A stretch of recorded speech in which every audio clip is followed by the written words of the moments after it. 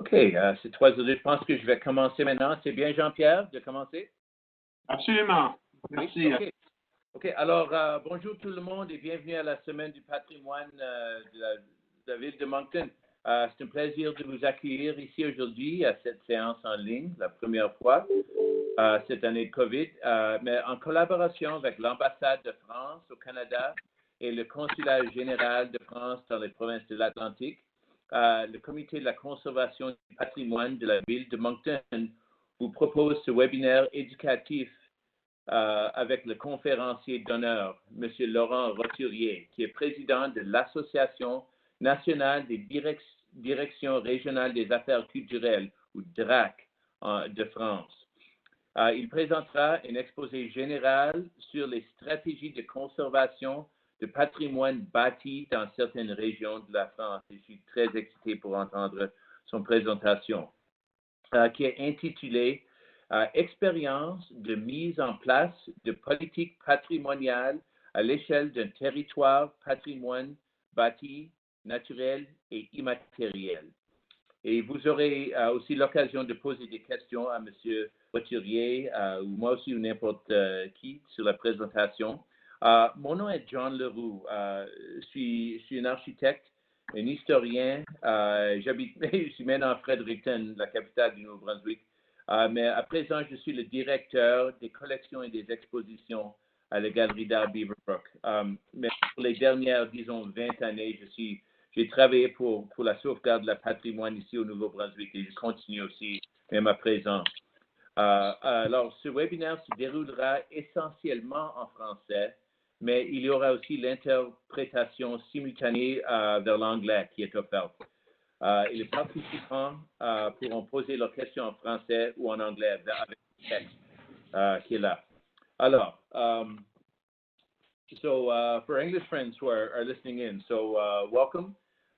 It is going to be a French presentation, but there will be simultaneous English translation for you as well. And the audio, it's interesting. It's through a phone call. So you watch this presentation, you can pick up your phone, you dial this number, and you can listen to simultaneous English translation.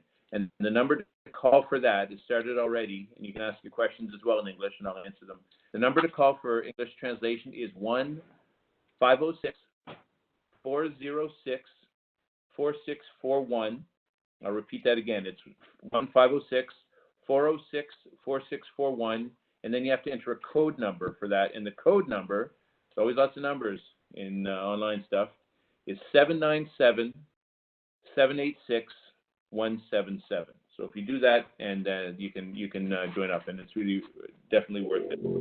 Alors, pour continuer avec nos affaires, je vais faire l'introduction avec les personnes suivantes qui vont faire partie de cet événement.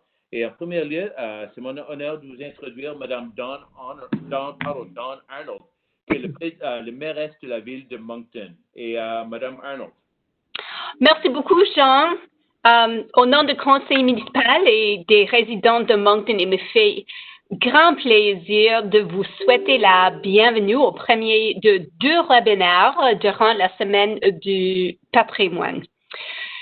So when 2 individuals get together who are very passionate about heritage preservation, such as Mr. Schitterer and Councillor Thériault, you know that amazing things are going to happen. Nous sommes très reconnaissants de la collaboration entre le Consulat général de France, l'ambassade de France au Canada et la ville de Moncton. Quel beau projet! So while we've obviously had to adapt our original plans for Heritage Week due to the pandemic, I am certain that this will be a very successful event and that we will reach additional people with this virtual aspect. J'aimerais sincèrement remercier Brigitte Poussel, conseillère culturelle de l'ambassade de France au Canada, et bien sûr, Monsieur le consul général Johann Schitterer. Sans vous, cette initiative n'aurait pas été possible. Merci aussi à Monsieur Laurent Roturier de partager ses connaissances avec nous. Merci beaucoup. So I hope that one day you'll be able to come to Moncton and we'll be able to share with you in person the beautifully restored buildings in our community. Also want to give a very particular shout out and thanks to Councillor Paulette Thériault, whose passion for heritage preservation is just so incredible and so inspiring. So I wish you all a great webinar. I invite you to take part in many of the other events that are taking place virtually this week during Moncton's first Heritage Week, from tours to scavenger hunts. Alors, merci beaucoup.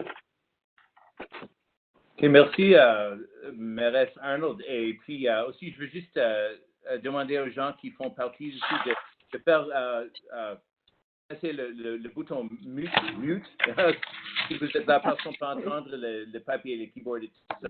Alors, si c'est possible de faire ça avec votre microphone, merci. OK, alors, en deuxième lieu, c'est mon plaisir de vous introduire M.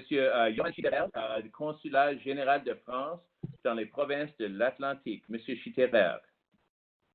Merci, John. Merci, Madame la mairesse. En effet, nous sommes très, très fiers de cette collaboration autour du patrimoine. Elle est le fruit de nombreux échanges depuis un certain nombre de mois maintenant avec l'équipe de la mairie de Moncton. Je crois qu'on a validé le principe d'une contribution dès le mois de février dernier, un peu avant la pandémie, et je suis ravi que ça se concrétise maintenant. Alors, Moncton a une histoire particulière pour la France, puisqu'il y a un peu plus de 50 ans maintenant, en 2018, nous fêtions le 50e anniversaire de l'arrivée de 4 délégués acadiens en France, et ça a aussi été l'installation du Consulat général de France qui était initialement positionné à Halifax. Donc nous sommes très très fiers d'être ici et toujours ravis de travailler avec la mairie de Moncton en espérant que nous allons continuer à développer ces relations. Ce webinaire, comme vous l'avez mentionné, chère Madame la mairesse, a été organisé la main dans la main avec notre équipe de l'ambassade de France à Ottawa. Je pense que nous sommes tous très satisfaits et ravis de pouvoir travailler en permanence avec cette équipe du service culturel, avec le soutien aussi de notre ambassadrice. Et je tiens particulièrement à remercier aujourd'hui notre conseillère culturelle, Brigitte Poussel, qui va prendre la parole dans quelques minutes. We are extremely happy to be part of this strategic moment for Moncton's heritage and more generally of the Moncton Heritage Week. We believe it will be a milestone for Canada in the fields of conservation and rehabilitation of the natural, intangible and architectural heritage. Chère Brigitte, je te passe la parole. Merci encore beaucoup à tous et un merci particulier à Laurent Roturier, dont la réputation l'a précédé ici. J'espère qu'on aura l'occasion de faire connaissance plus amplement. Vous êtes un acteur reconnu de nos politiques culturelles. Je suis vraiment ravi que vous soyez à Moncton avec nous aujourd'hui. Merci, cher Johan. Merci, Madame la mairesse. Bonjour à toutes et à tous. Madame la mairesse, mes plus sincères félicitations et merci pour cette initiative qui, j'en suis sûre, fera date à l'échelle du Canada pour ce qui est de la mise en œuvre d'une véritable politique patrimoniale. We are extremely pleased you involve France and its expertise in this seminar, and I see this as a brilliant opportunity between France and Canada, and more specifically with Moncton, obviously. J'en profite pour remercier vos équipes et particulièrement votre conseillère municipale, Madame Paulette Thériault, avec qui nous avons si brillamment travaillé ces derniers mois et malgré la pandémie, effectivement. Un grand merci par ailleurs à Laurent Roturier qui, entre tous, est certainement le professionnel le plus accompli pour évoquer ces questions complexes. Merci, cher Laurent. Merci à toutes et à tous et merci d'être là aujourd'hui en tout cas. Bon webinaire. OK, merci beaucoup. Et prochainement, je vais introduire une bonne amie de la patrimoine au Nouveau-Brunswick, Mme Paulette Thériault, qui est présidente du comité de la conservation du patrimoine de la ville de Moncton et conseillère municipale de la ville de Moncton. Et puis, juste une courte histoire de Mme Paulette Thériault. She and I have spoken many times about the value of heritage and architecture in Moncton, and it's no secret that some of the most important buildings in New Brunswick, and in fact in Eastern Canada, are in Moncton. And it's our job to share that with people because a lot of people don't understand that. And it's projects like this that will make a difference. Et c'est vraiment un plaisir de parler souvent de l'importance du patrimoine à Moncton. Et parce que Mme Thériault, elle connaît la valeur de ces édifices. On a vraiment des joyaux architecturaux à Moncton qui sont si importants de la province. Alors, Mme Paulette Thériault. Merci beaucoup, John. Je suis très touchée par tes paroles. Donc, au nom du comité du patrimoine de la ville de Moncton, bonjour à tous. et bienvenue surtout à notre invité, M. Roland Roturier, et à notre modérateur, John Leroux. Donc, comme on l'a mentionné, mon nom est Paulette Thériault, je suis conseillère municipale, je suis présidente aussi du comité du patrimoine. Et c'est vraiment un grand plaisir pour nous. Je l'ai expliqué hier soir lors d'une réunion publique du conseil. Ça a été vraiment une expérience parce que c'est notre première semaine du patrimoine. On a dû, à cause du COVID, changer notre format et adopter un plan B, si vous voulez, qui est une semaine virtuelle. Et grâce justement aux rencontres et à la collaboration avec Joanne Schitterer, notre consul général de France ici à Moncton, et à toute son équipe, c'est grâce à vous si nous avons pu vraiment mettre ce projet, surtout ce premier webinaire en place. Et je veux aussi féliciter l'ambassade à Ottawa pour votre grande collaboration, et on est vraiment très, très choyés. J'ai mentionné hier soir, je vais le dire en anglais, for our Heritage Board, and I really want to recognize the Heritage Board as well.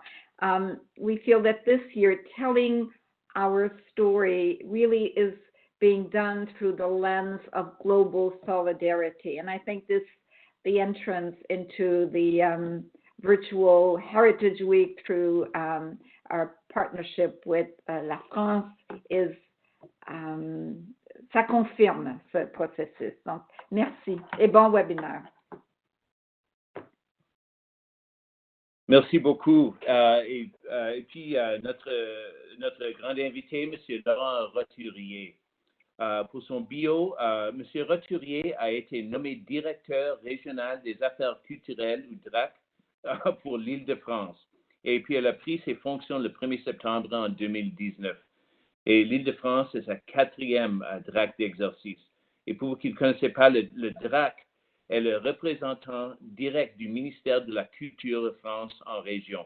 Et les DRAC sont chargés à l'échelle d'une région, entre autres, de la conservation et la valorisation du patrimoine, ainsi que la promotion de l'architecture. Alors, comme très, très importante. Et on a quelque chose vraiment à apprendre ici au Canada pour cet exemple. Et Laurent Roturier est diplômé de l'Institut national des études territoriales en 2006. Et puis, il a consacré sa vie professionnelle publique tant dans les services de l'électricité. Il préside depuis 2016 à l'Association nationale des DRAC de France. Et Laurent Roturier a été nommé par arrière ministériel en 2016 membre du conseil d'administration de l'Institut national du patrimoine et du Centre national du livre. Il est chevalier de la Légion d'honneur et chevalier des arts et des lettres. Sur le plan personnel, Laurent Roturier dispose d'une formation de percussionniste, alors il est musicien aussi. Alors, without further ado, c'est un grand plaisir de vous accueillir ici au Canada, M. Laurent Roturier. Merci beaucoup. Je vais essayer très, très modestement d'être à la hauteur des attentes qui sont les vôtres. Et je voudrais d'abord saluer Madame la mairesse, que j'ai le plaisir de rencontrer, même si le Covid nous oblige à être à distance, mais grâce aux moyens techniques, on peut le faire. Je voulais vous saluer, Madame, et vous remercier d'avoir pris cette initiative et d'avoir pensé à inviter un fonctionnaire de l'État en France pour peut-être accompagner, là aussi avec beaucoup de modestie et d'humilité, les réflexions qui sont les vôtres sur des sujets dont je mesure tous les jours la complexité ici en France, mais je sais qu'au Canada, c'est aussi des questions qui sont particulièrement complexes. Je voudrais saluer Monsieur le Consul, Monsieur le Consul général, très heureux aussi de faire votre connaissance, heureux de pouvoir échanger, puis peut-être on pourra poursuivre lors de prochaine visite à Paris ces discussions. Saluer bien sûr Brigitte Roussel, avec qui j'avais eu le grand plaisir de découvrir aussi un certain nombre d'actions que vous menez au Canada dans le champ de l'éducation artistique et culturelle, et je pense à cette découverte exceptionnelle de ce lycée. Et nous avions nourri dans mes fonctions précédentes des échanges là aussi entre le Canada et la France sur l'éducation. Et je crois que vous avez beaucoup d'avance Madame Mérès, chers amis, en matière d'éducation artistique et culturelle, et que nous avons beaucoup à apprendre en France de ce que vous faites au Canada. Donc, ces échanges mutuels, pour moi, sont très, très utiles. Saluer Madame la Présidente du patrimoine, du comité de préparation, Madame Thériault, que je découvre aussi en vidéo. Très heureux de vous saluer, Madame.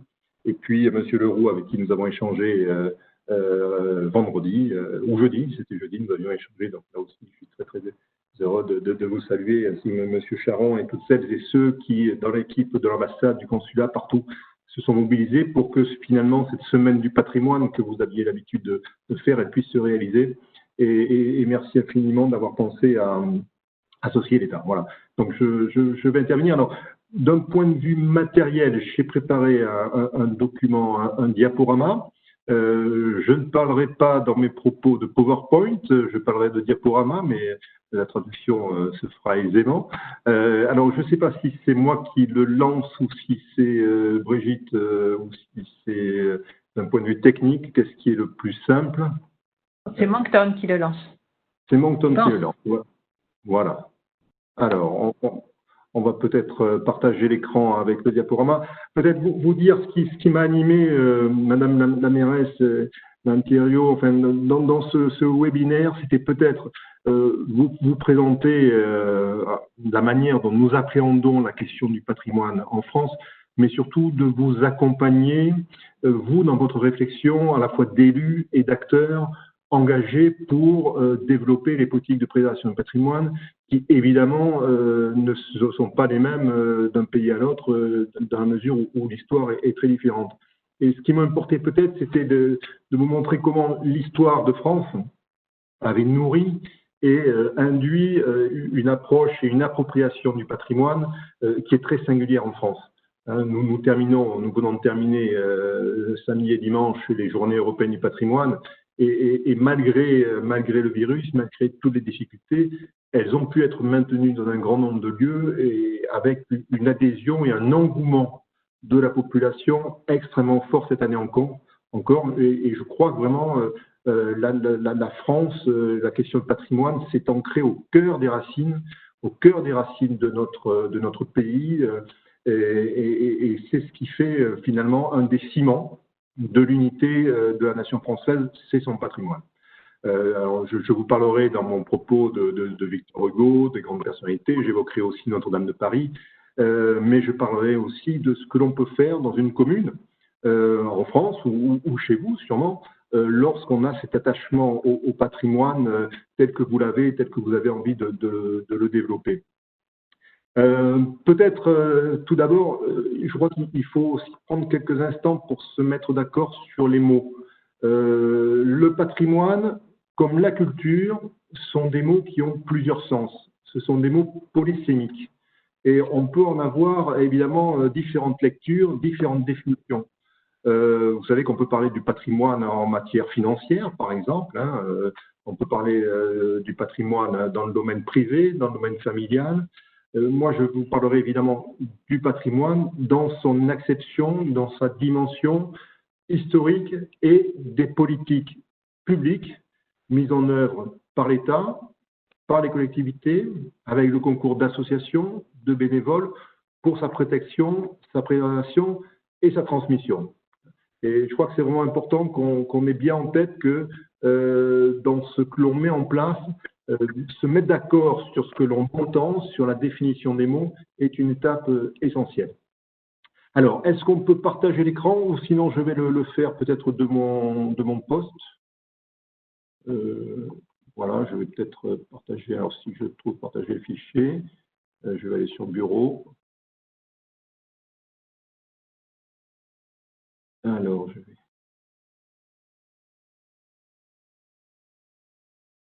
je vais chercher juste mon petit PowerPoint.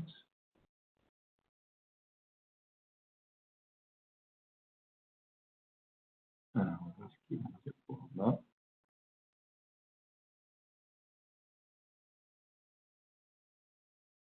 Voilà, le fichier.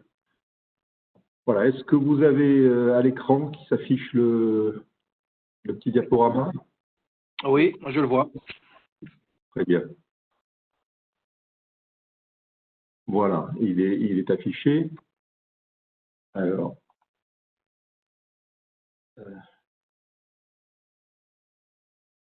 voilà, il est là. Attendez, j'ai juste un petit souci pour le faire démarrer.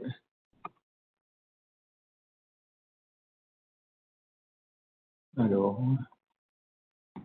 affichage.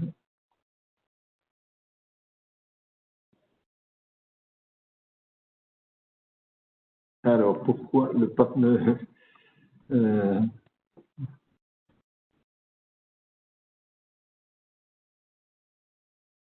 alors,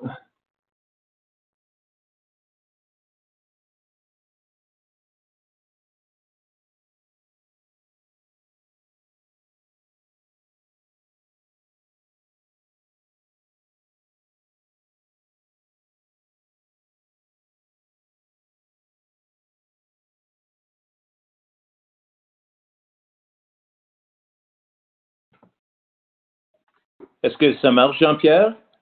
moi j'ai la première page, mais c'est le... Attendez, peut-être... Voilà, pourquoi ça ne...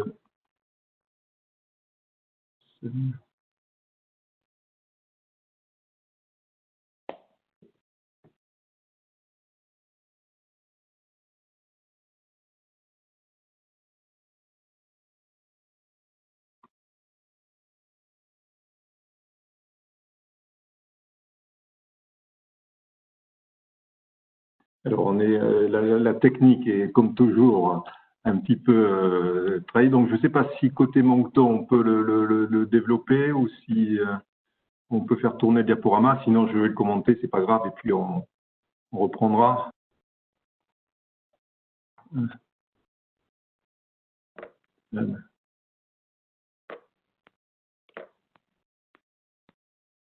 Monsieur Roturier, nous voyons sur l'écran votre présentation. C'est Jean-Pierre qui parle. Oui, moi aussi, mais simplement, j'ai la première page et je n'ai pas la main pour tourner les pages suivantes. Voilà, c'était juste... Est-ce qu'on peut passer à la deuxième page ou pas? Sur votre clavier, Monsieur Roturier. Peut-être Alors, oui. peut-être la flèche vers le bas, peut-être. Parce que depuis mon ordinateur, ça ne déclenche pas. Donc,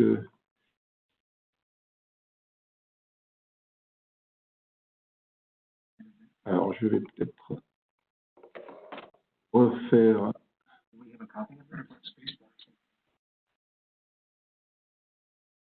Est-ce que la touche espace pourrait marcher, peut-être?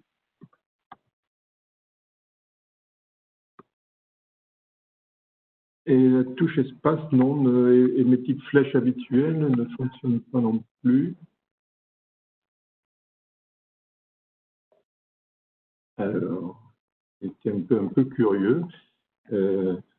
Vous l'avez bien, mon diaporama côté Moncton, Monsieur Leroux? Excusez-moi d'interrompre. Peut-être Monsieur Roturier peut-il commencer à parler, à présenter, pendant que Jean-Pierre, vous voyez ce qu'il en est du problème technique. Voilà. Hein, bon, écoutez, je vais dérouler mon intervention et puis Exactement. Je pense que c'est le plus facile, sinon on risque de perdre l'intervention. Je vais vous parler du patrimoine, mais je parlerai aussi des patrimoines. Et d'ailleurs, en France, le ministère de la Culture a une direction générale des patrimoines, hein, avec deux grandes dimensions qui sont importantes. Le patrimoine historique, matériel, je pense, tout le monde est en tête les monuments, les édifices. Vous savez qu'en France, 44 000 édifices sont protégés au titre des monuments historiques. À la fois des grands châteaux, tout le monde connaît Notre-Dame, j'en ai parlé, mais aussi souvent des éléments du patrimoine du quotidien, parfois même des portions de sentiers, un pont, un édifice, une église dans un village. Vous voyez, 44 000, ça vous donne quand même une idée de l'ampleur des édifices qui sont protégés sur le territoire de la France. Et ce sont ces 44 000 édifices dont nous, direction régionale des affaires culturelles, avons la charge de l'entretien, de la protection pour pouvoir les transmettre ensuite. Vous savez, le patrimoine, c'est finalement quelque chose d'assez simple. C'est ce que les générations qui étaient là avant nous, et en France depuis très longtemps, parfois des dizaines de milliers d'années, quand on parle du patrimoine lié à l'archéologie, nous ont transmis ce que nos générations ont en charge d'entretenir et ce que nous allons transmettre ensuite à nos enfants. C'est ça, cette action que nous menons dans le domaine du patrimoine, des édifices, mais aussi parfois du mobilier. Je pense à des peintures, à des sculptures, des monnaies anciennes qui peuvent être des éléments du patrimoine, des instruments de musique, des armes, mais aussi des textes. Il y a beaucoup de patrimoine écrit que l'on conserve dans nos bibliothèques, qui sont des éléments essentiels pour ce patrimoine. Et puis, on en a une vision aussi assez large. Je pense par exemple à ce que l'on peut trouver dans les fonds marins. Et je sais que le Canada aussi, vous avez parfois des épaves aquatiques qui remontent à un temps assez long. Et nous avons en France des équipes qui sont spécialisées dans la recherche, la découverte, l'entretien, ce que l'on appelle du patrimoine subaquatique, c'est-à-dire du patrimoine qui est aujourd'hui sous l'eau. Donc ça fait partie de l'ensemble de cette définition du patrimoine matériel. Et puis, à côté de ce patrimoine bâti, dont on arrive assez rapidement les uns les autres à comprendre l'intérêt, il y a aussi une dimension plus immatérielle et que l'on travaille beaucoup, comme vous le faites d'ailleurs au Canada également, avec l'UNESCO dans le domaine international. Et on va définir le patrimoine immatériel comme des traditions, des expressions vivantes que nos ancêtres, là aussi, nous ont transmises, des traditions orales, vous voyez, la recherche ethnologique. Mais on peut le trouver aussi dans des pratiques sociales, dans des événements festifs, dans des rituels. Et de manière plus générale, toutes les connaissances et pratiques qui concernent la nature, l'univers et le savoir-faire nécessaire à l'artisanat traditionnel que l'on va, avec cette dimension de patrimoine immatériel, conserver, protéger et là aussi, chercher à transmettre aux générations et à celles et ceux qui vont nous suivre.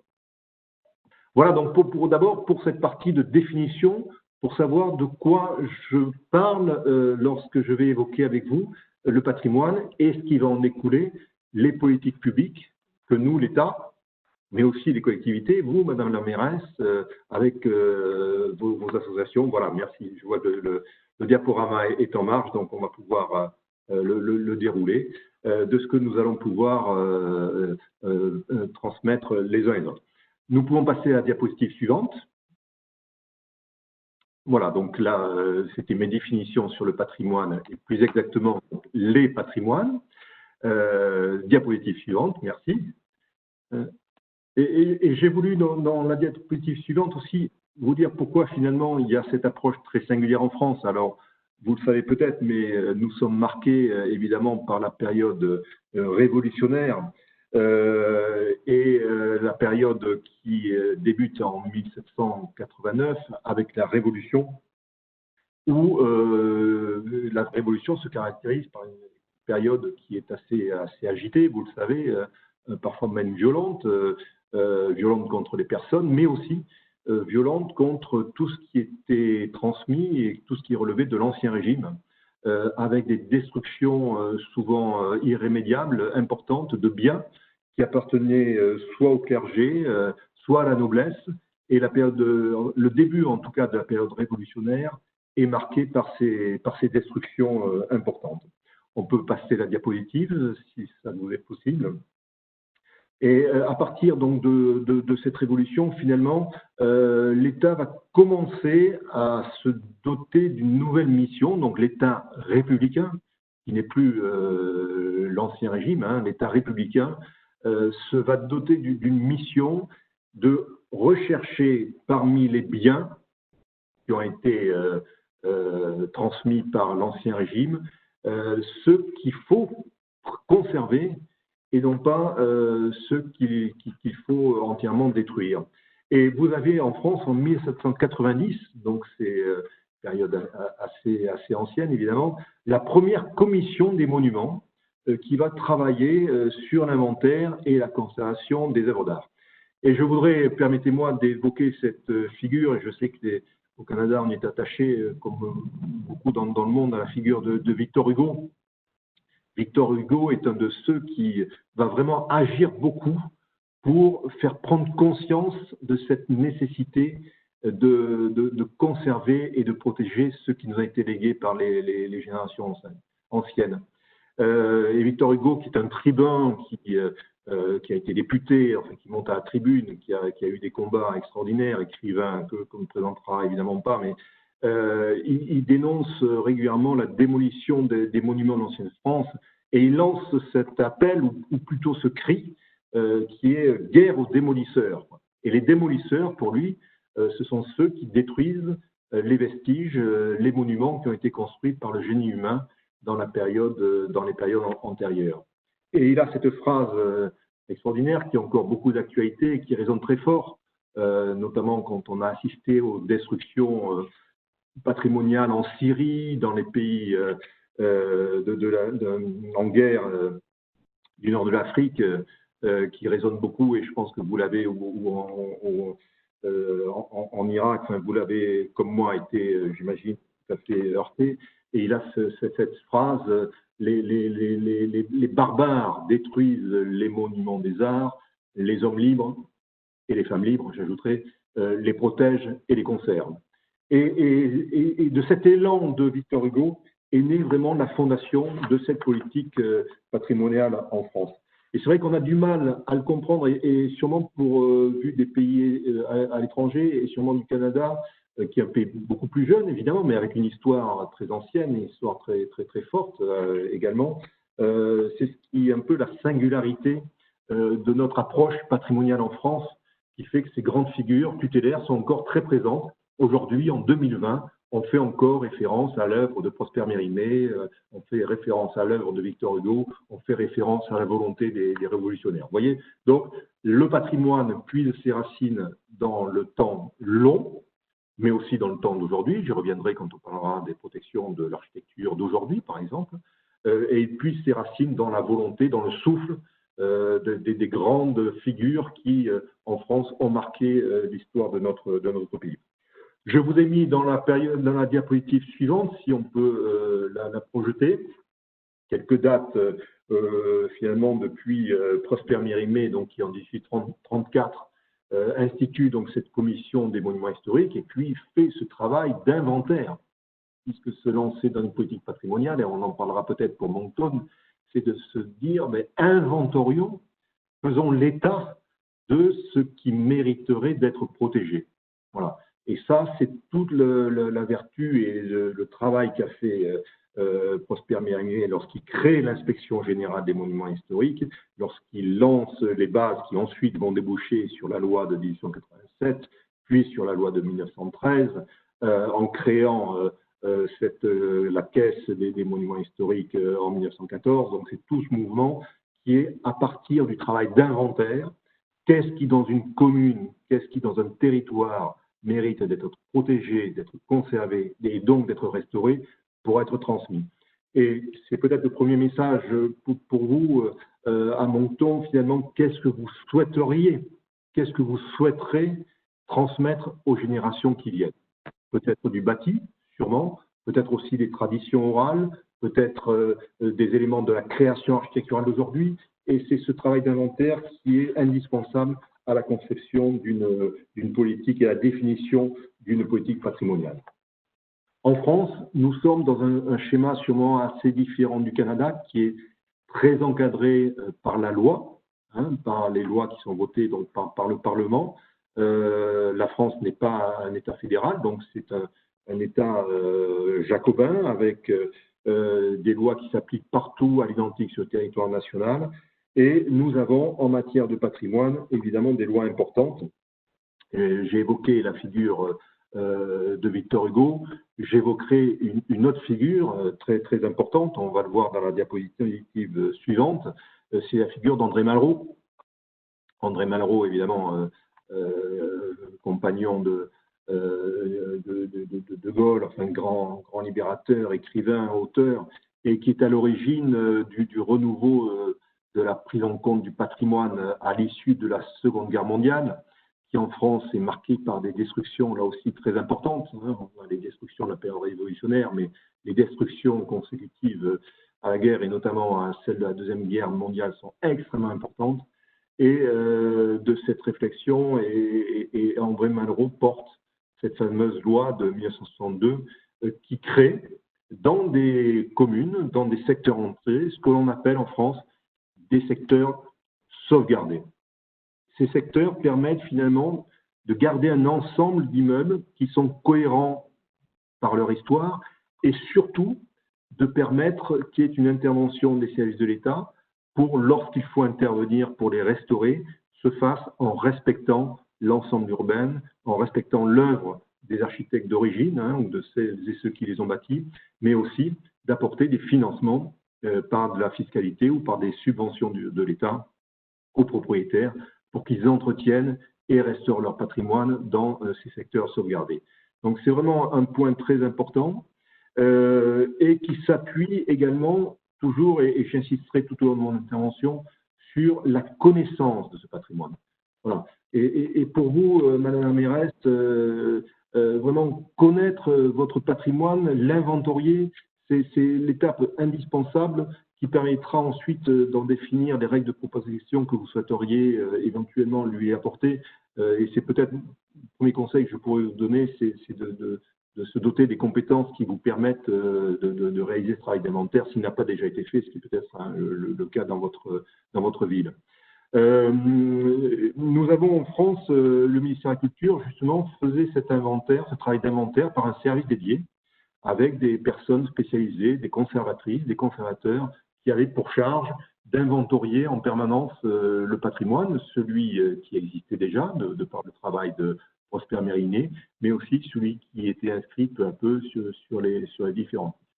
Depuis 2004, dans les réformes territoriales en France, cette compétence de l'inventaire relève maintenant des conseils régionaux. Donc ce n'est plus une compétence de l'État, c'est une compétence qui relève des conseils régionaux, avec là aussi parfois une complexité administrative française que je vois bien lorsque je voyage, et je sais que vu du Canada, parfois notre organisation administrative peut apparaître un peu complexe, et je vous confirme qu'effectivement elle l'est souvent, même si en matière de patrimoine, c'est aussi la garantie de mobiliser les uns et les autres pour préserver ce patrimoine.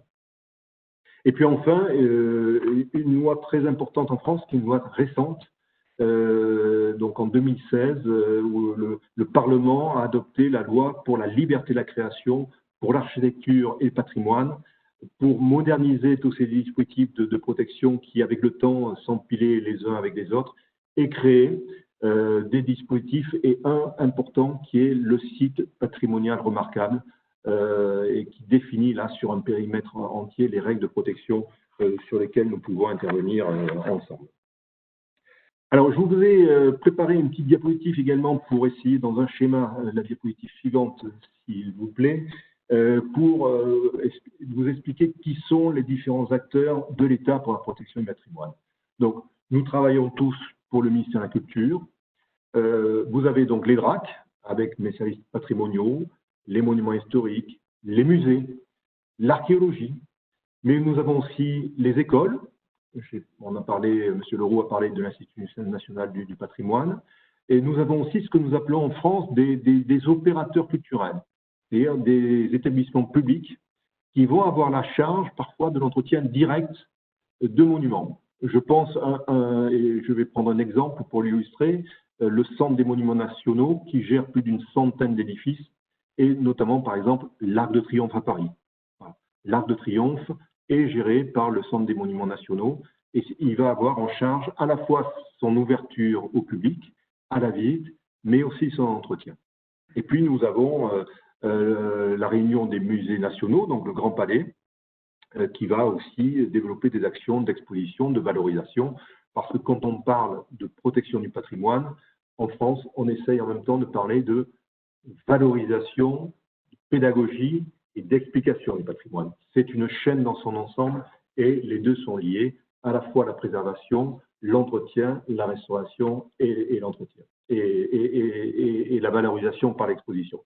Et vous avez un opérateur, notre opérateur qui est l'OPIC, qui va là aussi intervenir pour protéger le monument, en faire les études et mener les restaurations nécessaires. Je vais vous donner quelques éléments de chiffres, peut-être pour vous aider à avoir quelques références de ce que l'on peut faire. En Île-de-France, donc la grande région Île-de-France, hein, Paris et puis les départements qui l'entourent, qui l'environnent, le budget de la DRAC pour entretenir le patrimoine, chaque année, c'est 28 millions d'euros pour le patrimoine. Alors, excusez-moi, je n'ai pas pensé à faire la conversion en dollars canadiens. Les monnaies ont beaucoup fluctué, mais vous pourrez peut-être le faire. En Île-de-France, 4000 monuments historiques protégés, 3970 pour être précis. Et dans une direction régionale comme la mienne, les 2/3 de mes équipes, 68% pour être précis, des agents, sont des agents dédiés à la mission patrimoniale, l'archéologie, les musées, les monuments historiques. Donc vous voyez, c'est un rôle très important ici de professionnels qui travaillent tous les jours pour ces 3966 monuments historiques. Mais la politique du patrimoine ne s'arrête pas aux seuls édifices. Elle s'adresse aussi, par exemple, à des jardins. Et nous avons en Île-de-France 40 très très beaux jardins, des jardins remarquables qui sont protégés. Nous avons des pays d'art d'histoire, des musées d'illustres. Donc beaucoup de dispositifs qui permettent d'avoir une vision assez large du patrimoine. Et vous avez dans la diapositive sous vos yeux quelques exemples. Hein. Voilà, merci pour les jardins remarquables qui vous donnent le détail de ce que l'on fait pour protéger ces jardins. Un point peut-être important, et pour vous à Moncton, et je sais au Canada combien vous êtes attaché aussi à la création architecturale, à des architectes remarquables, j'ai pu en voir dans mes déplacements, et c'est vrai, c'est très intéressant. Nous avons mis en place en France un dispositif pour réfléchir au patrimoine de demain, c'est-à-dire que l'on appelait auparavant le patrimoine du XXe siècle. Ce n'était pas très adapté. Et on a donc créé ce label qui s'appelle l'architecture contemporaine remarquable. C'est une protection qui est attribuée à des immeubles, des ouvrages, des aménagements qui ne sont pas protégés encore au titre des monuments historiques, mais qui ont moins de 100 ans, qui présentent un intérêt architectural intéressant et dont nous pensons, nous, génération d'aujourd'hui, que l'intérêt de la création architecturale, demain, on fera sûrement un témoignage de notre époque qu'il faudra protéger et transmettre, et ce sera donc le patrimoine de demain. Vous voyez, ce n'est pas uniquement s'occuper des vieilles pierres, si je puis employer cette expression avec beaucoup d'affection pour les vieilles pierres, mais c'est aussi de se dire, on a aujourd'hui du patrimoine qui se construit, qui se bâtit sous nos yeux. Tout n'est pas d'un intérêt égal, mais certaines œuvres, créations d'architectes, mériteront d'être le partenariat de demain. Et puis, je voulais vous mentionner, notamment pour vous, Madame la mairesse, cette idée d'avoir aussi en France créé ce réseau que l'on appelle des villes et pays d'art et d'histoire. Voilà, VPAH, des villes et pays d'art et d'histoire, qui est une très belle appellation et qui va permettre à une collectivité de se réunir, comme vous le faites dans votre webinaire d'aujourd'hui, de faire travailler des spécialistes, des associations, des enseignants, des professionnels, et se dire finalement dans notre ville, qu'est-ce qui fait patrimoine et qu'est-ce que l'on aimerait présenter pour devenir une ville, pays d'art et d'histoire, avec une commission qui va ensuite étudier un travail de préparation d'un dossier de la ville, avec la dimension de l'éducation, avec la dimension de la visite pédagogique, visite touristique, et puis la dimension de la préservation. Et ça, peut-être, c'est mon deuxième petit conseil. Vous pourriez, à Moncton, tout à fait réfléchir à vous doter, à devenir peut-être, pourquoi pas, et je me tourne vers le consul général, peut-être l'appellation ville et pays d'art et d'histoire pourrait s'exporter au Canada et Moncton pourrait devenir la première ville amie des villes et pays d'art et d'histoire en France, avec un travail nourri par vos webinaires et par l'intérêt que vous portez à ce sujet du patrimoine. Alors, peut-être pour revenir sur la politique de protection, donc sur la diapositive suivante, que fait-on exactement pour protéger le patrimoine? Parce que depuis le début de mon intervention, je vous parle de protection, je vous parle de protéger, mais concrètement, qu'est-ce que cela signifie? Eh bien, ça veut dire que quand on protège du patrimoine, nous allons contraindre, c'est-à-dire nous allons créer une servitude d'utilité publique, c'est-à-dire en droit administratif, une limitation du droit de propriété dans un but d'utilité publique. Donc, le propriétaire d'un bien protégé a la responsabilité de sa conservation, mais il va avoir des contraintes, c'est-à-dire qu'il ne pourra pas faire exactement ce qu'il veut, notamment en termes de travaux. Il va devoir s'appuyer sur les autorisations que l'État va lui délivrer. Donc, c'est une contrainte assez forte, mais comme il y a contrainte, il y a évidemment une contrepartie, et la contrepartie en France, ça va être la contrepartie financière. L'État, et souvent des collectivités, vont apporter un financement aux propriétaires, en général une collectivité, mais parfois aussi à des propriétaires privés, à peu près 10% en France, des propriétaires privés, pour l'aider à réhabiliter son patrimoine et à le réhabiliter dans les contraintes de l'œuvre d'origine. Voilà. Donc ça, c'est important parce que la protection, c'est vraiment une contrainte non pas pour le plaisir de contraindre. Nous sommes un pays de liberté, comme le Canada. Nous sommes un pays démocratique et il ne s'agit pas d'une contrainte autoritaire, mais c'est vraiment une contrainte pour le bien commun, pour l'utilité publique, c'est-à-dire pour les générations futures de pouvoir à leur tour bénéficier de ce patrimoine. Et on le fait avec deux outils, ce que l'on appelle l'inscription pour les monuments historiques, qui protège les monuments plutôt à l'échelle régionale, et le classement, qui est une protection supplémentaire qui concerne les monuments qui ont vraiment un intérêt à l'échelle de la nation et qui constituent le plus haut niveau de protection en France. La différence entre les deux étant évidemment de pouvoir ensuite financer de manière plus importante ce qui est classé que ce qui est inscrit. Voilà, je fais cette distinction un peu technique, mais elle est importante pour montrer l'importance et l'intérêt. Et je vous ai mis les chiffres en France, donc 45 000 édifices protégés, 31 000 inscrits, 13 000 classés au monument historique, c'est quand même très important. Et les 4 000 en France que j'ai évoqués tout à l'heure, je n'y reviens pas. Alors, je vais illustrer ce propos par quelques exemples de ce que l'on peut faire en termes de protection. Alors, j'ai pris ce que l'on appelle en France des établissements publics. Je vous ai mis quelques établissements bien connus. Alors, pour ceux qui ne connaîtraient pas Fontainebleau, c'est la demeure des rois qui trouve ses fondations très anciennes dès le IXe siècle et qui est valorisée et qui est beaucoup utilisée sous Napoléon et notamment sous Napoléon III. Et je vous parle de Fontainebleau parce que vraisemblablement ce sera un des lieux mis à l'honneur avec le bicentenaire de la naissance de Napoléon, et là où nous aurons un certain nombre d'actions qui vont pouvoir être développées.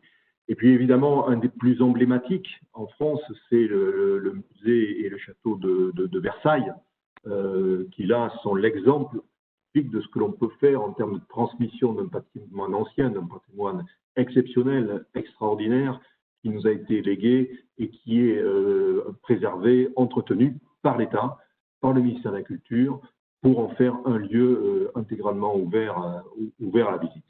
Et puis, un troisième exemple tout à fait intéressant, parce que là, on a du patrimoine beaucoup plus récent, c'est le musée d'Orsay, une ancienne gare transformée en musée, avec l'orangerie à côté. Et on a comme ça un élément du patrimoine de la fin du XIXe siècle et du XXe siècle qui est transformé et qui est à nouveau un lieu de villégiature où l'on peut circuler, où l'on peut s'arrêter comme on le faisait auparavant dans les gares, et où on peut voyager, non pas physiquement en prenant un train, mais on peut voyager en découvrant des œuvres et en redécouvrant cette architecture extraordinaire qui est celle de la gare d'Orsay et qui est aujourd'hui livrée aux visiteurs du monde entier. Voilà, quelques exemples un peu pour illustrer ce propos sur la protection du patrimoine. Je voudrais maintenant peut-être vous présenter les acteurs qui sont engagés à nos côtés pour protéger. Vous savez, l'État n'agit pas tout seul, même si l'État a un rôle très important dans le champ du patrimoine pour toutes les raisons historiques que j'ai pu évoquer. Le patrimoine, c'est vraiment une compétence partagée. Le patrimoine, c'est bien sûr l'affaire de professionnels, bien sûr la prise en compte par des fonctionnaires qui en ont la charge de son entretien, mais bien sûr aussi, c'est une affaire de femmes et d'hommes passionnés, engagés, comme vous l'êtes à Moncton, pour pouvoir préserver ce patrimoine. Et je vous ai présenté l'action de l'État, mais il faut savoir qu'en France, les communes sont des acteurs très importants du patrimoine. Sans les communes, nous ne pourrions pas faire ce travail de transmission. Il faut savoir pratiquement la moitié des édifices qui sont en état de péril sont aujourd'hui propriété des communes. Et l'histoire fait que nous avons en France souvent des petits villages qui ont parfois un château, 2 châteaux, 3 châteaux qui leur appartiennent et évidemment qu'ils ont à entretenir. Mais les communes sont évidemment importantes parce qu'elles ce sont elles, et comme vous l'êtes également à Moncton, qui avaient la compétence en matière d'urbanisme. Et de délivrance des autorisations d'urbanisme. Et ça, c'est évidemment très important. Et dans la période récente en France, donc depuis 2016, notamment la loi Liberté, Création, Architecture et Patrimoine, nous élaborons ensemble, communes et État, les mesures de sauvegarde du patrimoine dans tous les documents qui vont ensuite régir le fonctionnement des règles d'urbanisme sur la commune. Alors, je vous excuserai mon ignorance, je suis évidemment moins au fait de la manière dont vous élaborez vos documents d'urbanisme à Moncton et au Canada, mais ce sont évidemment des éléments très importants parce que il faut que dans les visions d'urbanisme à 10 ans, à 20 ans, à 50 ans, voire comme je l'ai dit tout à l'heure, à un siècle et plus loin encore, on ait intégré ce qui relève du patrimoine et ce qui peut être évidemment préservé et transmettre. Donc vous voyez que les communes sont les premiers acteurs de la préservation de leur patrimoine. Et pour Moncton, moi je suis très très heureux que vous ayez pris l'initiative de ce webinaire parce que ça montre vraiment votre attachement et votre intérêt. Et c'est par votre prise de conscience, par votre appropriation que les générations qui viendront pourront bénéficier de ce que vous connaissez déjà dans votre ville, dans votre territoire et qui pourra ensuite être transmis. J'ai parlé des communes, mais il faut aussi parler des propriétaires privés. Les propriétaires privés, ce sont des personnes qui vont qui sont propriétaires d'un édifice qui est protégé, monument historique. 44% des monuments historiques appartiennent à des propriétaires privés et qui vont l'entretenir. Alors, souvent, soit parce qu'ils ont une passion pour ce patrimoine et ils vont le restaurer, transmettre, soit parce que c'est leur activité. Vous avez beaucoup de lieux en France, et notamment d'ailleurs dans les territoires de mes collègues dans le sud de la France, qui ont transformé une partie de leur patrimoine pour accueillir des visiteurs, des chambres d'hôtes, des séminaires, des congrès, des expositions. Et on a beaucoup de propriétaires qui aiment à faire partager leur patrimoine parce que ce sont des personnes passionnées qui ont un amour pour leur édifice, pour les pierres. Souvent d'ailleurs, ce sont des familles qui le transmettent de génération en génération et qui vont ensuite pouvoir le restaurer grâce à l'activité professionnelle qu'ils développent. Je pense, j'étais peut-être à une personne qui parlera au Canada, à vous, Madame la mairesse, qui est la peintre Rosa Bonheur, qui a été une peintre au XIXe siècle extrêmement réputée, connue aux États-Unis, qui a fait des œuvres majeures et qui a travaillé avec Buffalo Bill. Enfin, c'est assez étonnant. Et Rosa Bonheur avait son atelier protégé ici, en Seine-et-Marne, dans la région Île-de-France. Et j'étais dimanche pour Région du patrimoine. Et aujourd'hui, la propriétaire qui a racheté l'atelier Rosa Bonheur a installé des chambres d'hôtes et fait vivre l'œuvre de Rosa Bonheur presque un siècle après, grâce à ce travail et grâce à l'action qui est la sienne. Et puis, donc l'État, les communes, les propriétaires privés et bien évidemment les bénévoles.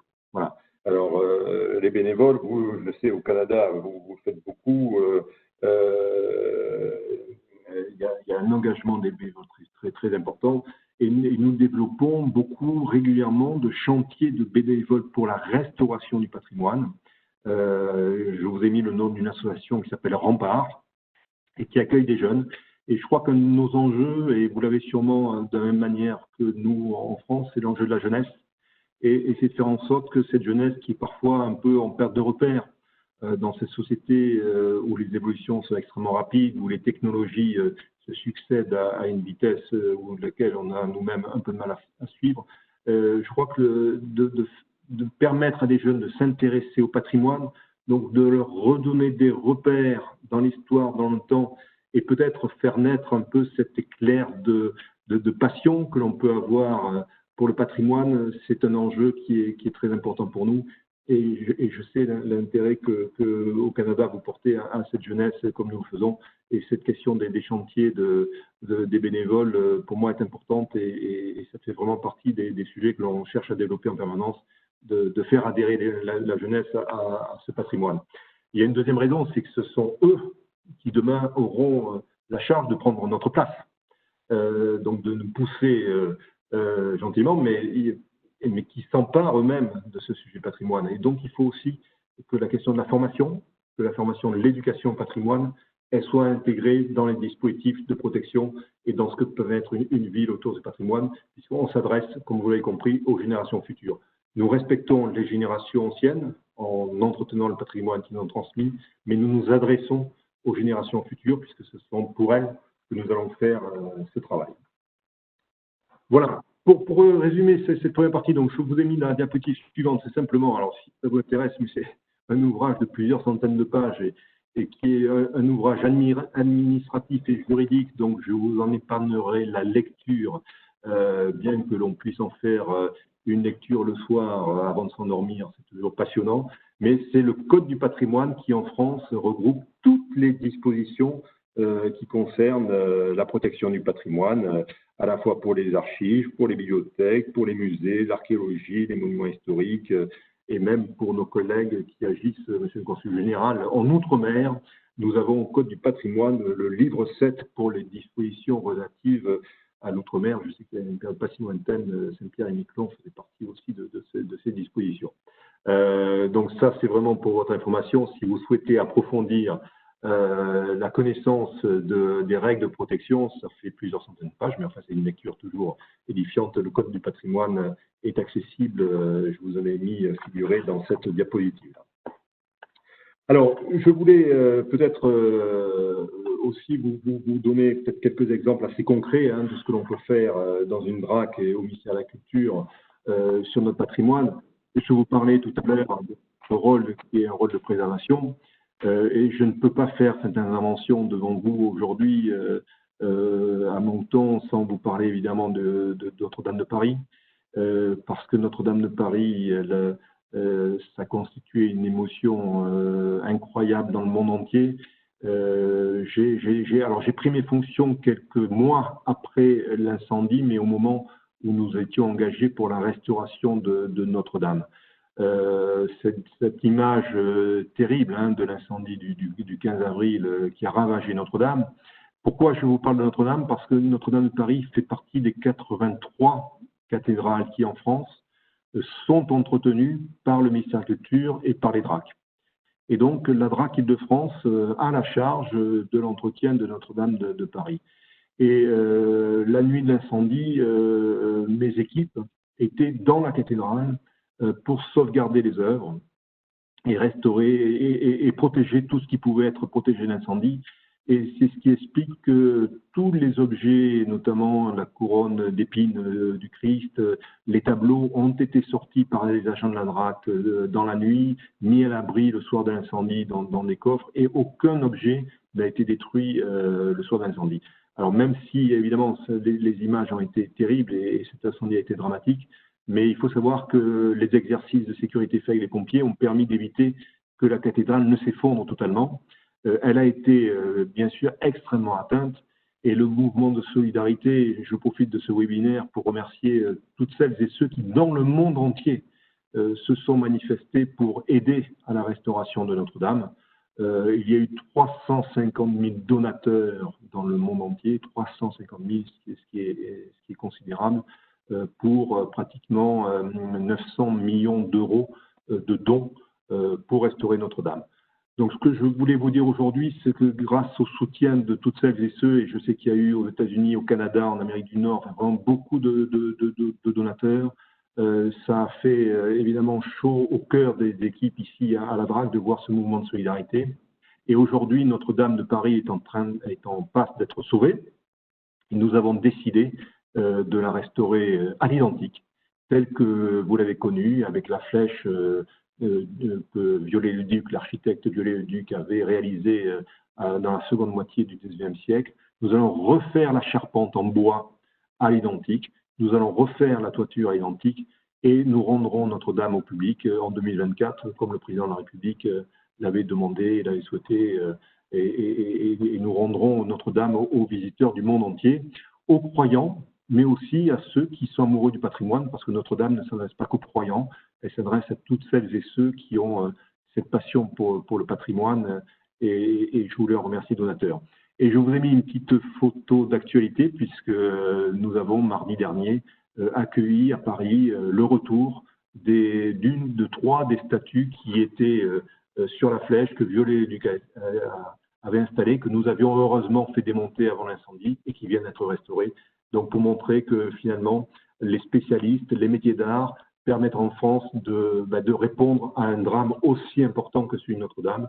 Et nous allons restituer Notre-Dame au monde entier, aux Françaises, aux Français, avec des statuts en 2024 tels que c'était pensé.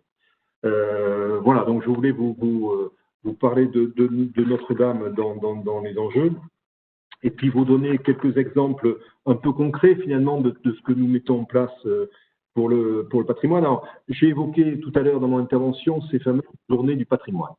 Là aussi, Monsieur le Consul Général, nous avons maintenant des journées européennes du patrimoine. Peut-être pourrions-nous avoir des journées européennes et canadiennes du patrimoine dans les années qui viennent. Pourquoi pas ces journées ont été créées en 1984 par le ministère de la Culture. Ce sont qui les mettent en œuvre, qui les réalisent. Et finalement, qu'est-ce que nous voulons faire pendant ces journées, pendant ces 2 journées, chaque année? Eh bien, c'est simplement ouvrir des lieux qui sont d'habitude pas tellement accessibles, découvrir des lieux de pouvoir. En France, le Palais de l'Élysée, le Palais du Président de la République, du Premier ministre, les préfectures de région, les ambassades. Certaines ambassades sont ouvertes, des jardins. Et évidemment, en temps normal, c'est un succès populaire extraordinaire, puisque pendant ces 2 journées, nous avons autour de 12 millions de visiteurs. Évidemment, cette année 2020, avec le Covid, nous n'avons pas cherché à avoir autant de visiteurs, mais malgré tout, malgré cette situation, ici en Île-de-France, à Paris et autour, plus de 1300 lieux sont restés ouverts avec des conditions sanitaires drastiques, le port du masque, avec infection, avec du gel hydroalcoolique.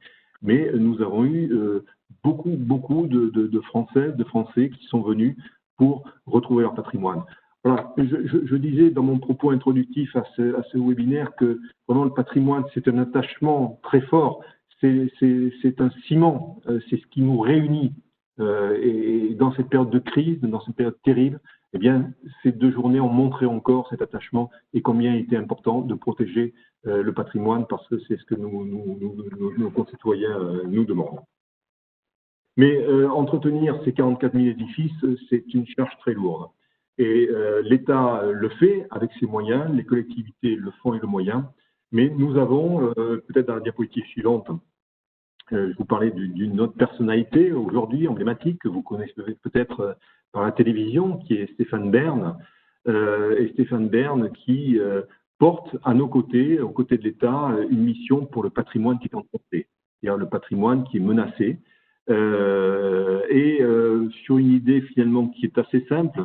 Les Français sont assez joueurs, donc il y a des jeux, vous savez, de loto, il y a des tirages, des petits tickets que l'on gratte, eh bien, depuis maintenant 2017, depuis 3 années, nous avons des tirages de loto dont les recettes vont intégralement à la restauration d'un patrimoine qui est en danger.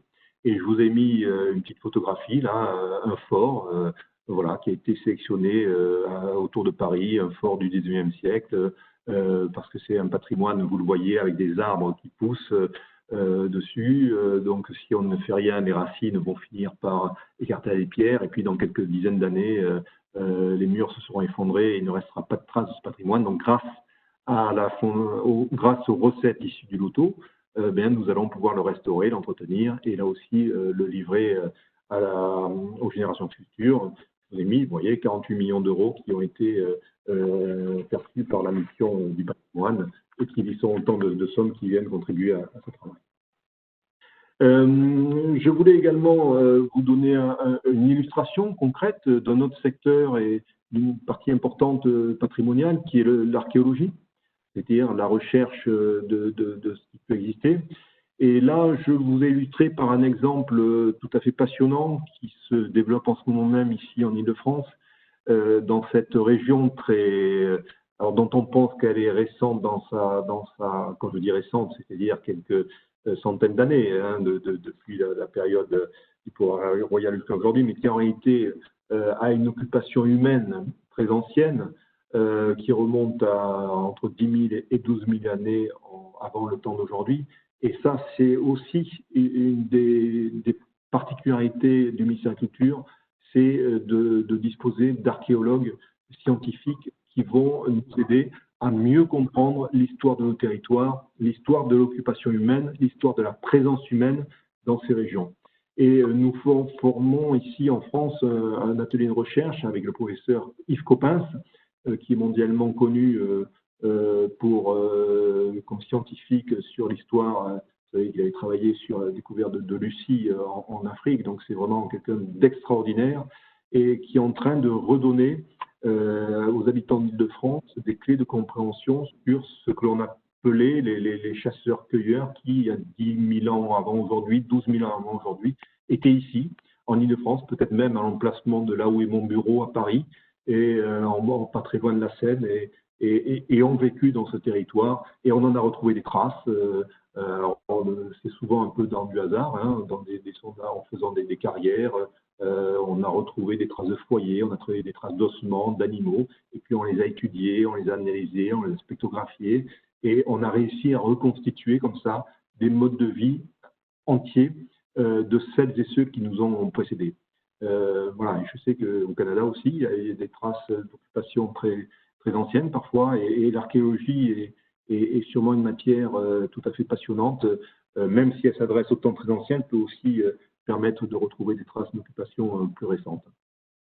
Je voulais vous en parler aujourd'hui.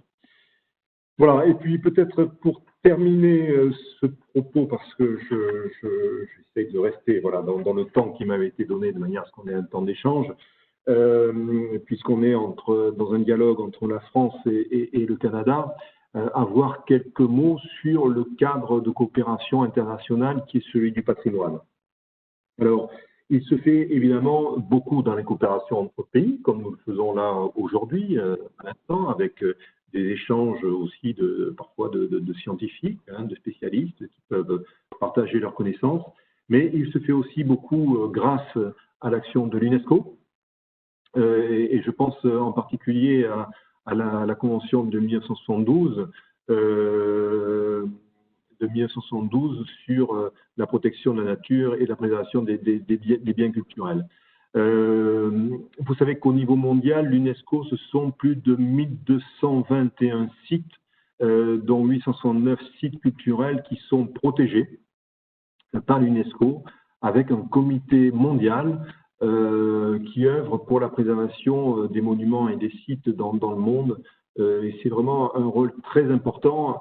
Et je vous en parle parce que nous avons évidemment en France un certain nombre de sites qui sont protégés. Je vous ai mis l'exemple des chemins de Saint-Jacques-de-Compostelle, mais nous avons ici en Île-de-France l'œuvre de l'architecte Le Corbusier, donc pour vous dire, c'est une palette assez large d'activités. dans lequel nous pouvons agir pour protéger ce patrimoine. Et il me semble important aussi dans la réflexion, peut-être que vous aurez demain dans la ville de Moncton à rencontrer, si vous ne l'avez pas déjà fait, celles et ceux qui au Canada peuvent accompagner une réflexion au niveau mondial, parce que l'UNESCO a cette fonction-là de réunir, de rassembler toutes celles et ceux qui sont engagés pour la protection de leur patrimoine. Voilà, j'arrive au terme de mes présentations. J'ai conscience que le sujet est extrêmement dense, intense.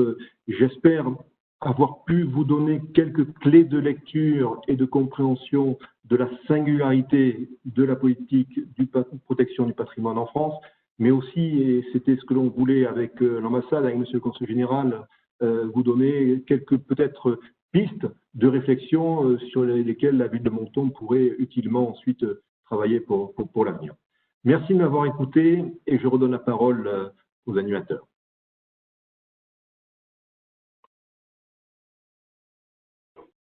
Merci, merci Monsieur Roturier, c'était excellent. Et puis, j'ai beaucoup de questions, mais comme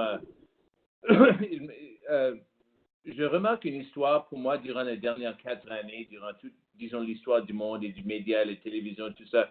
Pour moi, il y avait seulement une journée, surtout au Canada, durant les dernières 4 années, où les nouvelles du monde n'ont pas été concernées avec soit la politique américaine ou durant la dernière année avec le COVID, il y avait une journée, un événement, et puis c'était le feu à Notre-Dame. Puis une chose, et même avec la tragédie de cet événement, ça m'a indiqué que le monde, toute l'attention du monde ont arrêté pour au moins 24 heures seulement pour parler et de faire attention à cet événement. Et c'est ça le pouvoir du patrimoine et même le patrimoine mondial. Et j'apprécie vraiment vos souhaits pour la restauration de ce monument. Mais pour moi aussi, j'avais une question pour toi. Qu'est-ce que vous faites en France pour connecter avec les jeunes, soit pas seulement les enfants, mais disons les gens qui sont moins de, soit les gens dans leur année, les vingtaines, les trentaines, les gens qui sont peut-être plus jeunes, les professionnels, parce que c'est ça les gens qui vont porter le patrimoine dans le futur, parce qu'il y a beaucoup de distractions aujourd'hui avec des choses. Qu'est-ce qu'on peut faire pour connecter le patrimoine, l'importance de l'histoire, de l'architecture, les paysages pour les jeunes? Je pense qu'on n'en fait jamais assez.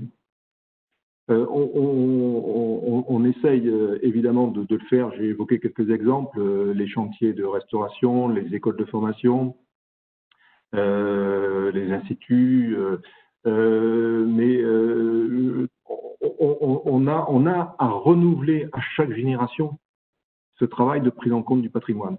Et je pense qu'on ne fait pas suffisamment en France, même si on fait beaucoup, le gouvernement français y est très très attentif, mais on a tendance à considérer que le patrimoine, c'est plutôt quelque chose qui concerne qui concerne les anciens, quoi. Vous voyez, et donc ce que l'on essaie de faire, c'est aussi de faire comprendre que le patrimoine, c'est aussi ce que l'on a sous les yeux aujourd'hui.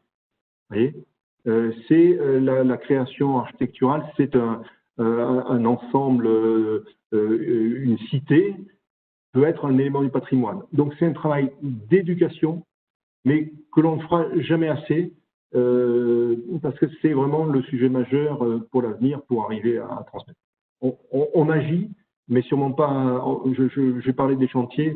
On a une autre opération en France qui s'appelle C'est mon patrimoine, que je mène avec mes collègues de Jeunesse et Sport, qui se développe pour travailler avec des écoles, avec des classes, pour aller faire des jeux, des ateliers autour des thématiques du patrimoine. Mais ça peut-être et je crois qu'au Canada, vous êtes bien mieux positionnés que nous en France sur les questions souvent d'éducation et de transmission par l'école de ces valeurs-là. Vous voyez ?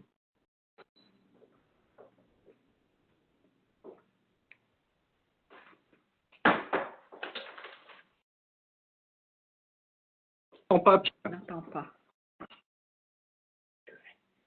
Oh non? Oh, peut-être, il y a des questions des gens qui sont des conseillers. Mais Paulette, avez-vous une question? Est-ce que vous avez mentionné des possibilités? Est-ce que vous m'entendez? Oui. Oui, oui. Vous avez mentionné, merci pour la présentation, Monsieur Roturier. Vous avez mentionné les possibilités de partenariat donc avec la ville de Moncton tout au long de votre présentation. Donc, est-ce qu'il y a quelque chose, peut-être que c'est Joanne, je ne sais pas à qui adresser la question, mais ça serait intéressant de pouvoir poursuivre cette conversation et que aujourd'hui, ce n'est pas la fin de notre échange sur le patrimoine, mais vraiment le début et espérant qu'on aura une possibilité de continuer de travailler avec vous.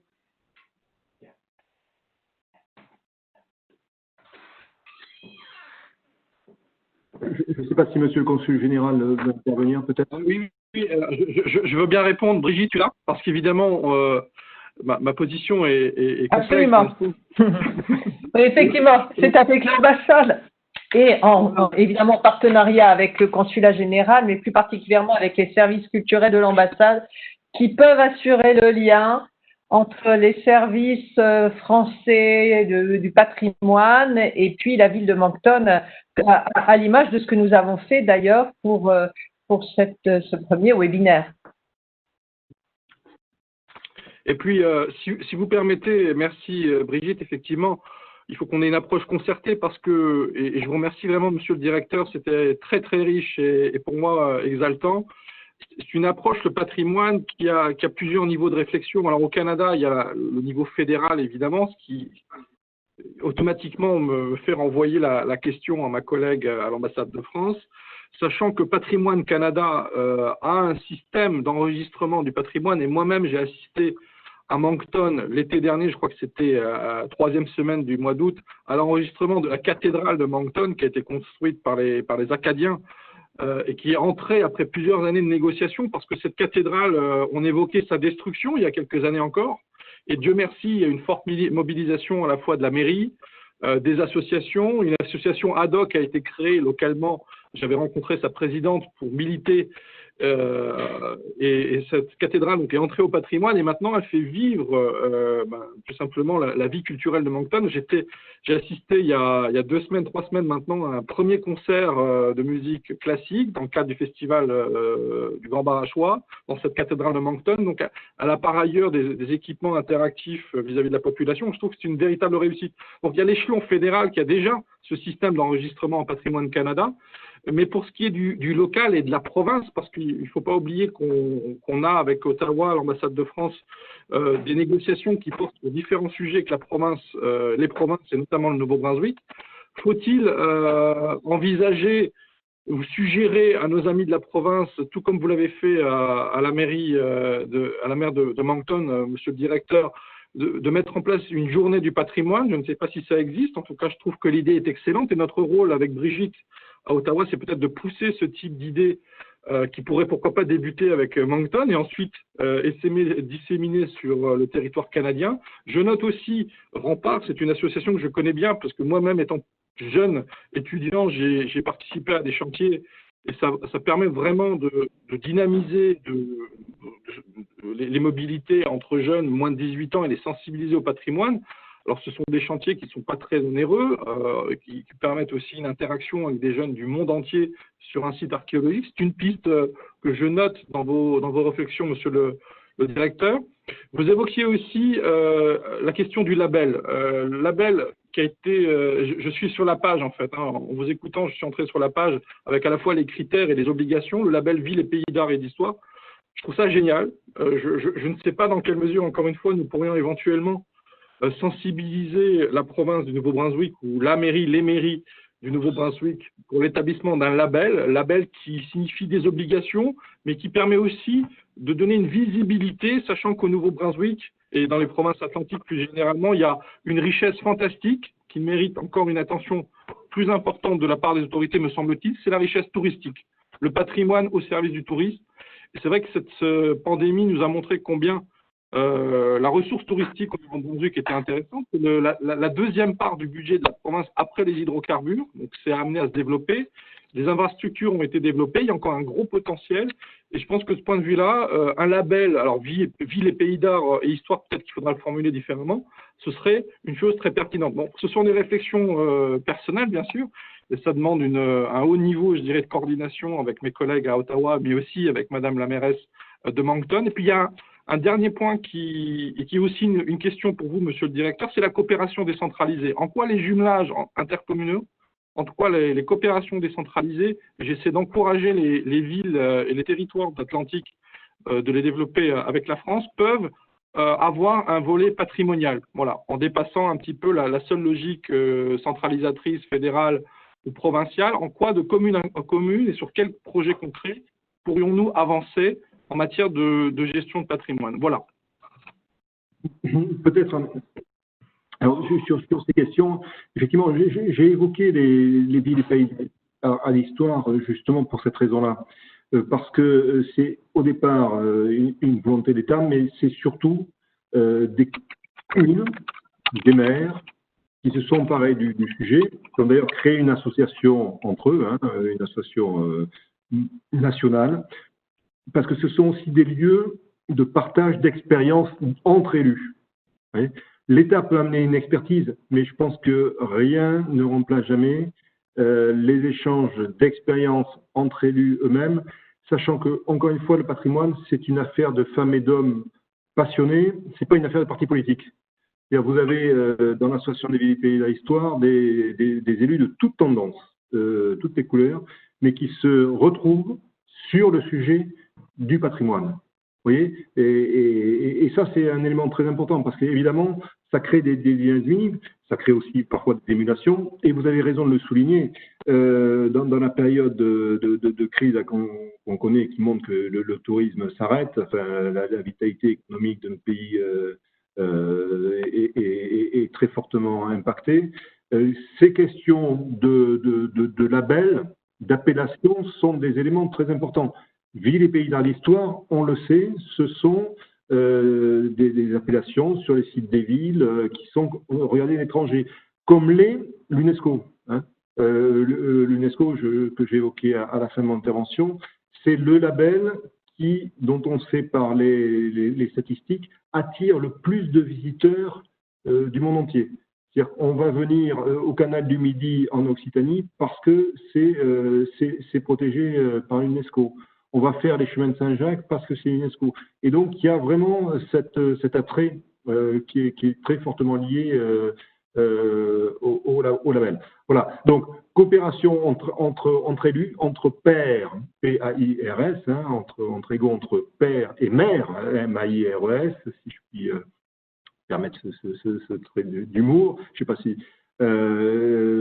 entre maires, je trouve que c'est un sujet qui est important et si vous voulez poursuivre, mais ça je pourrais vous mettre en lien avec les responsables de l'association Villes et Pays d'Art l'Histoire, qui s'appelle maintenant, qui a changé, qui est Cité remarquable en France, mais que je connais très bien, qui sont vraiment des élus et je pense qu'ils seraient très heureux de partager leur expérience d'élus, parce qu'ils le font déjà parfois avec d'Europe, mais partager des expériences d'élus avec d'autres élus, notamment ceux de Moncton. Et puis sur le sujet coopération décentralisée, alors c'est vrai qu'on l'a assez peu traité dans le champ patrimonial. On l'a fait un petit peu, coopération décentralisée, mais plus dans ce que j'avais connu dans mes fonctions antérieures, notamment sur des échanges du ministère de la Culture où on était avec sur des sujets d'archéologie ou autres, sur des pays, l'Irak, voilà, sur des pays ensuite qui sortaient de périodes de guerre, là où on avait des échanges de professionnels véritablement de coopération. Bon, ça c'est évidemment beaucoup arrêté avec les situations qu'on connaît dans ces pays, mais à ma connaissance, on l'a assez peu fait, notamment avec le Canada, notamment sur des échanges de professionnels qui pourraient venir apporter une expertise ou un regard. Voilà, donc ça pourrait sûrement se réactiver parce que ce sujet-là est important. Et puis sur ce que vous évoquez, Monsieur le Conseiller général, sur la protection de l'Église de Moncton, c'est une protection ensuite qui prend un effet dans le règlement d'urbanisme, c'est ça, parce qu'il n'y a pas un dispositif de protection patrimoniale en tant que tel. Alors, j'ai absolument aucune compétence et j'ai déjà beaucoup trop parlé. Je laisse la mairie de Moncton le soin de le faire. Ce que je sais, c'est que la cathédrale est entrée au patrimoine fédéral canadien. Voilà. Mais j'ai aucun élément fédéral. D'accord. Du plan d'urbanisme, par exemple. Ça, je vous laisse la parole, Madame la maire.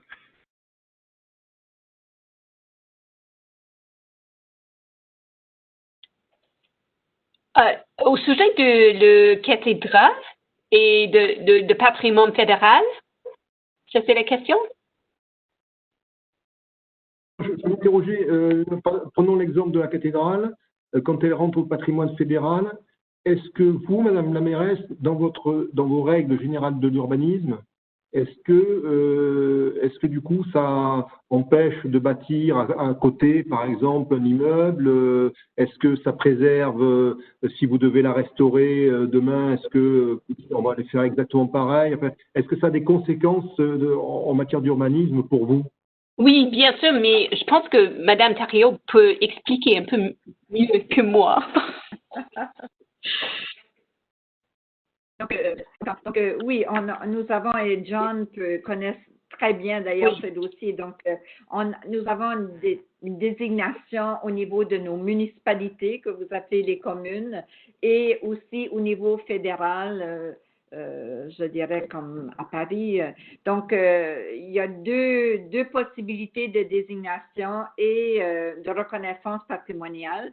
Et à partir de cela, on a des règlements qui fait que, oui, on ne peut pas attacher, faut utiliser des matériaux et tout ça. Donc, à ce niveau-là, je pense que probablement qu'on est allé chercher chez vous tout ça depuis des années, mais je pense que c'est plutôt de voir comment, dans le futur, on pourrait travailler avec vous. Et je sais que Madame la maire, je ne sais pas où on en est maintenant, mais il y a l'Association des villes francophones et francophiles d'Amérique dont vous êtes impliqués. Mais là, je ne sais pas avec le COVID où est-ce qu'on en est, mais peut-être qu'à travers ce réseau-là, on aurait pu travailler avec des organismes en France et toucher le patrimoine, parce qu'à chaque fois qu'on avait une rencontre, je pense qu'on avait un thème. Exactement.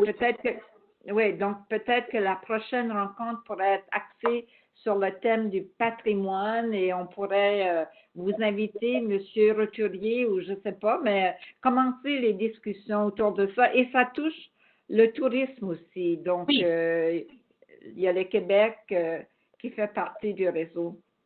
Oui, c'est le Québec et aussi la Louisiane. La Louisiane, mais il y a un nouveau maire à Lafayette et il n'est pas assez impliqué à ce moment avec le réseau. Alors, et avec COVID, en fait, c'est silence. C'est juste la silence à ce moment. Alors, je suis pas certaine le futur de ce réseau à ce moment, mais c'est une bonne idée en fait parce que le tourisme et le tourisme historique, c'était une grande partie du réseau en fait. Bonne idée. Il semble, si vous permettez, Madame les maires et Paulette, si vous permettez, il me semble que justement, nous avons tout un champ de possibles qui s'ouvre à nous avec l'intervention de Laurent Roturier qui a expliqué par le menu tout ce qu'il était possible de faire, partant d'une situation locale allant jusqu'au label UNESCO. Toujours est-il que, en partant d'une situation locale, on peut construire une politique forte qui donne envie aussi à d'autres collectivités de s'associer, à d'autres villes, qui peut aussi, par elle-même, avoir des contacts avec l'international. Et la France serait vraiment heureuse de continuer sur cette voie-là avec vous. Et je dirais que la période Covid est paradoxalement propice à la construction de liens et à la construction d'une politique culturelle spécifique au patrimoine à partir de tout ce que vous venez d'entendre. Il a été beaucoup question aussi de faire un bilan de ce que vous aviez, de faire un recueil de tout ce que vous aimeriez aussi valoriser au titre du patrimoine. Et c'est bien à ce niveau-là qu'on peut vous aider, qu'on peut vous soutenir, et ça, y compris en période Covid. Il y a le plan politique lui-même, et après, il y a comment on le met en œuvre matériellement, avec effectivement des experts que vous choisirez, qu'on peut très bien vous accompagner pour choisir, avec l'aide de M. Roturier aussi, qui a la connaissance parfaite des réseaux en France. Il y a toute la matière que vous avez à Moncton, qui est un départ formidable pour construire quelque chose, en tout cas avec la France.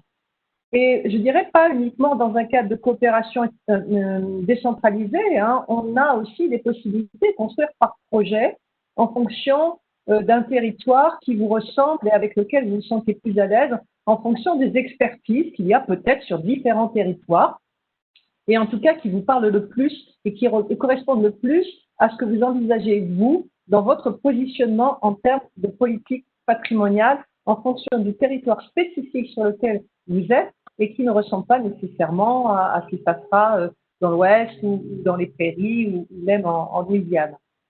Voilà ce que je voulais ajouter et qui me semble, en tout cas aujourd'hui, ça me semble être une première pierre, puisqu'on parle de patrimoine, utilisons cette métaphore, c'est une première pierre extrêmement importante pour que, à travers M.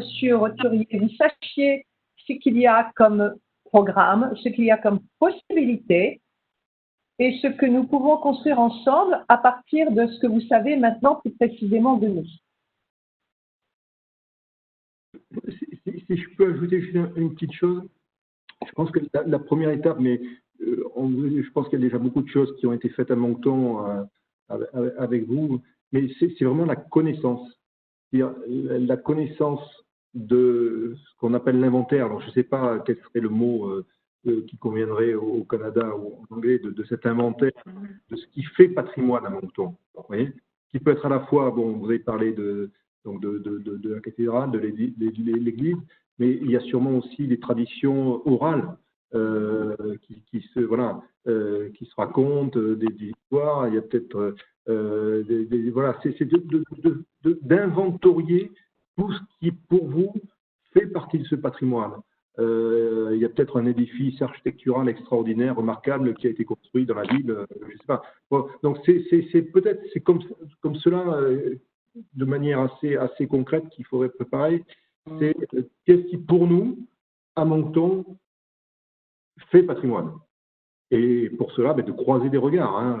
Rien de mieux que de croiser des regards de bénévoles, d'habitants, des élus, bien sûr, mais aussi de spécialistes, de professionnels, et ensemble de faire ce travail qui dit finalement, voilà, le Moncton, son patrimoine, ce que les anciens vous ont transmis oralement ou par des traces, c'est ça. C'est notre ville et pays d'art d'histoire. Voilà.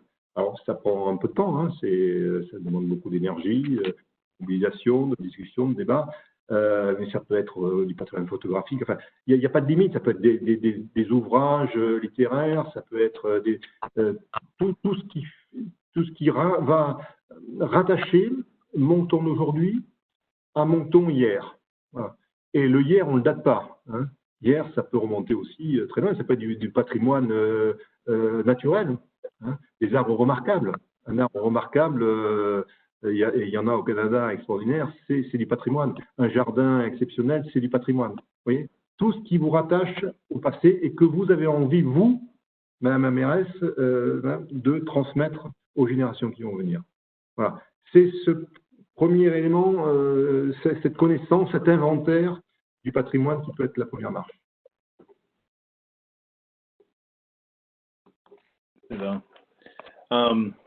Moi, je suis très conscient de l'heure et aussi sûrement le temps en France, là aussi, M. Roturier, c'est plus tard, de 5 heures, je pense. Regarde, c'était vraiment une bonne discussion, une belle discussion, c'était pas du tout un débat, je sais que nous sommes tous sur le même côté de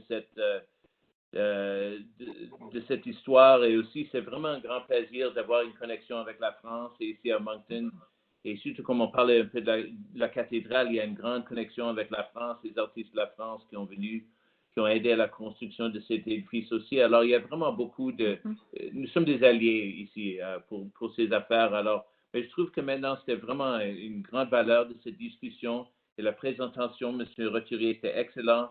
Ça m'a fait penser avec beaucoup de choses. On a tant de questions, mais surtout, j'espère qu'on peut continuer cette discussion dans le futur et avoir plus de connexion avec la France et le Moncton et l'Acadie, si vous pensez que c'est une bonne idée. Alors, je suis évidemment à votre entière disposition, à celle de l'ambassade, du consul général. Ce que vous pouvez faire, Monsieur Leroux, Madame la mairesse, si après notre échange, peut-être des questions qui vont venir, n'hésitez pas à me les envoyer par mail ou par visio. Enfin, on a tous les moyens de communication. Voilà, peut-être pour continuer cette discussion par des discussions qu'on pourra prolonger dans l'avenir. J'y serai évidemment extrêmement attentif. Excellent. C'est très généreux, M. Roturier. Mais de tous les gens qui ont participé, merci beaucoup de cette connexion et merci beaucoup à l'ambassade de France et le consulat général ici à Moncton et le gouvernement de la ville de Moncton et Madame la mairesse et le conseiller, tous les gens qui ont participé. C'était un grand honneur et c'était vraiment une bonne façon de commencer la semaine du patrimoine ici à Moncton. Alors, à bientôt tout le monde et à la future avec le passé, OK? Merci beaucoup. Merci. Au revoir, merci. Merci. Merci à tous. Au revoir.